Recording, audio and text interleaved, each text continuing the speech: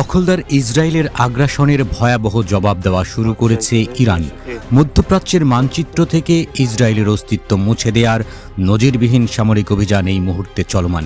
Israeli এবং মার্কিন বাহিনীর পুরুষোচিত হামলার ঠিক পরপরই তাদের মূল ভূখণ্ড লক্ষ্য করে স্মরণকালের সবচেয়ে বৃহৎ পরিসরের ব্যালিস্টিক ক্ষেপণাস্ত্র ও আত্মঘাতী ড্রোন হামলা শুরু করেছে ইরানের ইসলামী বিপ্লবী গার্ড বাহিনী। অবৈধ রাষ্ট্র ইসরায়েলের বহু চর্চিত আকাশ প্রতিরক্ষা ব্যবস্থাকে সম্পূর্ণ ব্যর্থ ও অকেজো প্রমাণ করে সরাসরি দখলকৃত জেরুজালেমের বুকে আছড়ে পড়েছে শত শত ইরানি মিসাইল। তেল আবিবের আকাশ এখন বিকট বিস্ফোরণে প্রকম্পিত, শহরের চতুর্দিক থেকে উঠছে কালো ধোঁয়ার বিশাল কুণ্ডলী। ইসরায়েলের উত্তরাঞ্চলীয় গ্যালিলি এলাকাতেও ইরানি মিসাইল নিখুঁতভাবে আঘাত হানার খবর নিশ্চিত করেছে আন্তর্জাতিক গণমাধ্যমগুলো। ইসরায়েলি ভূখণ্ড এখন এক জ্বলন্ত ধ্বংসস্তূপে পরিণত হয়েছে। ইরানের এই অভাবনীয় এবং ভয়ঙ্কর মাত্রার হামলার মুখে ইসরায়েলি সামরিক বাহিনীর ভেতরে চরম বিশৃঙ্খলা এবং আতঙ্ক তৈরি হয়েছে। আল জাজিরার সরাসরি সম্প্রচারিত লাইভ ভিডিও ফুটেজে ইসরায়েলি বাহিনীর চরম কাপুরুষতার এক অবিশ্বাস্য দৃশ্য ধরা পড়েছে। সেখানে অত্যন্ত স্পষ্টভাবে দেখা যাচ্ছে ইরানের আক্রমণের সাইরেন বাজার পরপরই ইসরায়েলের হাইফা বন্দর থেকে তাদের সামরিক সাবমেরিনগুলো উচ্চ গতিতে গভীর সাগরের দিকে দিকবিদিক শূন্য হয়ে পালাচ্ছে। নিজেদের সবচেয়ে সুরক্ষিত বন্দর এবং সামরিক নৌঘাঁটিগুলো যে আর কোনোভাবেই নিরাপদ নয়, সেটি দখলদার বাহিনী খুব ভালো করেই বুঝতে পেরেছে।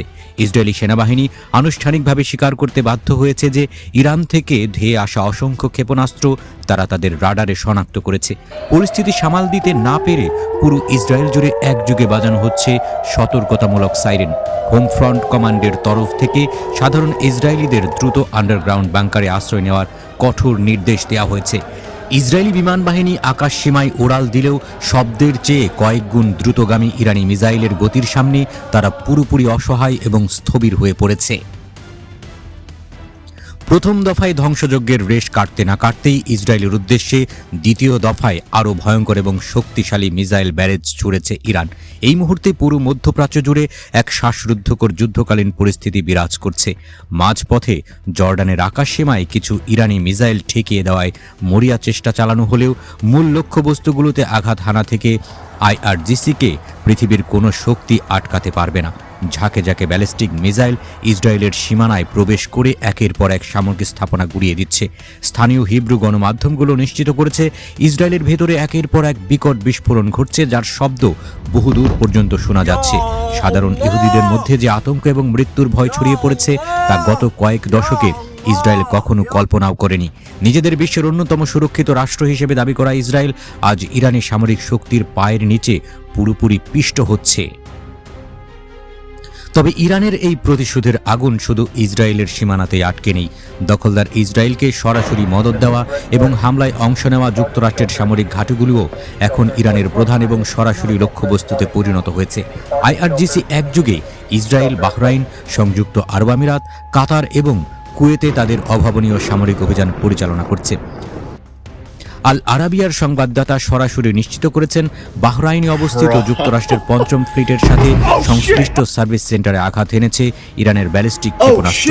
বাহরাইনের সংবাদ সংস্থা এবং স্থানীয় সাংবাদিকদের প্রকাশিত লাইভ ফুটেজে বাহরাইনে ইরানের মিসাইল আঘাত হানার মুহূর্ত অত্যন্ত স্পষ্টভাবে দেখা গেছে। রাজধানীর মানামাস সহ মার্কিন নৌঘাঁটিগুলোর আশেপাশে বিকট বিস্ফোরণের শব্দে গোটা এলাকা কেঁপে উঠেছে। মধ্যপ্রাচ্যে মার্কিন নৌবাহিনীর সবচেয়ে বড় এই ঘাঁটিটি আজ ইরানের সরাসরি নিশানায় পরিণত হয়ে সম্পূর্ণ পঙ্গু হয়ে পড়েছে। একই সাথে কাতার এবং সংযুক্ত আরব আমিরাতের আবুধাবিতে অবস্থিত মার্কিন সামরিক স্থাপনাগুলো লক্ষ্য করেও অবিরাম ব্যালিস্টিক ক্ষেপণাস্ত্র হামলা চালিয়েছে তেহরান।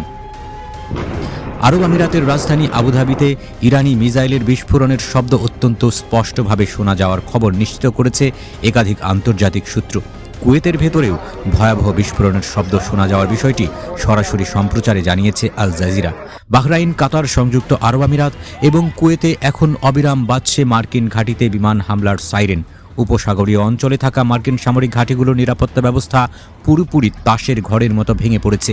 যুক্তরাষ্ট্র এতদিন মধ্যপ্রাচ্যে তাদের যে সামরিক আধিপত্য এবং নিরাপত্তার গর্ব করত, ইরানের এই একযুগে বহুমুখী আক্রমণ তাকে চিরতরে ধুলোয় মিশিয়ে দিয়েছে। মধ্যপ্রাচ্যে নিজেদের ঘাঁটিগুলোতে একের পর এক ক্ষেপণাস্ত্র আঘাত হানার পর দিশেহারা যুক্তরাষ্ট্র পাল্টা পদক্ষেপ নেয়ার এক ব্যর্থ চেষ্টা করেছে। আন্তর্জাতিক সংবাদ মাধ্যমগুলো জানিয়েছে, দক্ষিণ ইরানের বন্দর আব্বাসে অবস্থিত ইরানের নৌ স্থাপনাগুলোতে মার্কিন যুদ্ধবিমান থেকে আকস্মিক বিমান হামলা চালানো হয়েছে। যুক্তরাষ্ট্র খুব ভালো করেই বুঝতে পেরেছে তাদের তৈরি করা নিরাপত্তা বলয় এবং রাডার ব্যবস্থা ইরানের ব্যালিস্টিক মিসাইলের সামনে এক মুহূর্তও টিকতে পারছে না। তাই তারা নিজেদের সম্মান বাঁচাতে সরাসরি ইরানের ভূখণ্ডে এই আঘাত এনেছে। কিন্তু আইআরজিসি আগে থেকেই এই ধরনের সর্বাত্মক যুদ্ধের জন্য শতভাগ প্রস্তুত হয়ে আছে। মার্কিন বাহিনীর এই আগ্রাসন পরিস্থিতিকে কেবল আরও ভয়াবহ করে তুলছে এবং ইরান এর তাৎক্ষণিক জবাবে তাদের হামলার মাত্রা, গতি এবং পরিধি কয়েক হাজার গুণ বাড়িয়ে দিয়েছে। ইরানের এই চরম মাত্রার প্রতিশোধমূলক হামলার পেছনে মূল ঘটনাটি অত্যন্ত স্পষ্ট এবং সরাসরি।